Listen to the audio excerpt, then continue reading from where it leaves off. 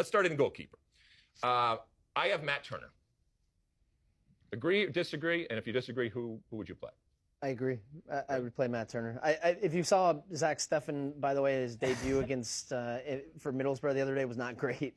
And I haven't been and I'm not going off of one game, but I've just not been convinced by him over the past year and a half. All right, I'm assuming back four, right back, Dest, agree? Yep. Okay. Center back pairing.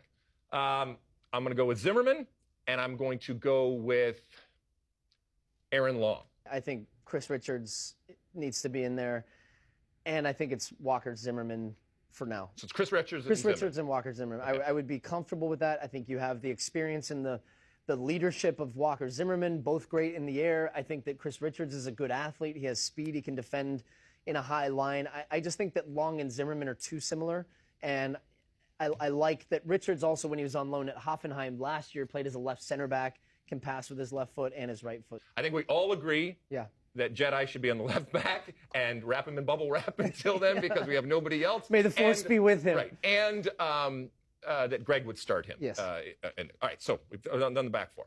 The three, nothing changes for me in the three that are going to be in the middle there.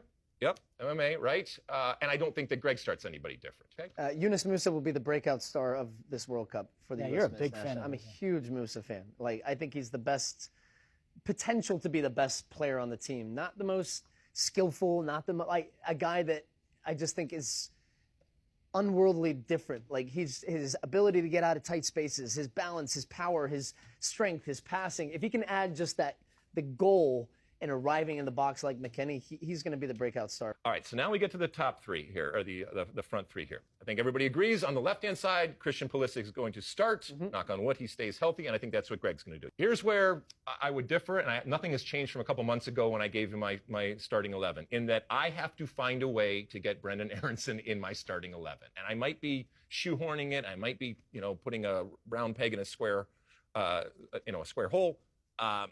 But I have to find a way. And so what I did was I put Weah in much more of a false nine-ish position and put Brenden Aaronson. So those three, they can kind of go anywhere.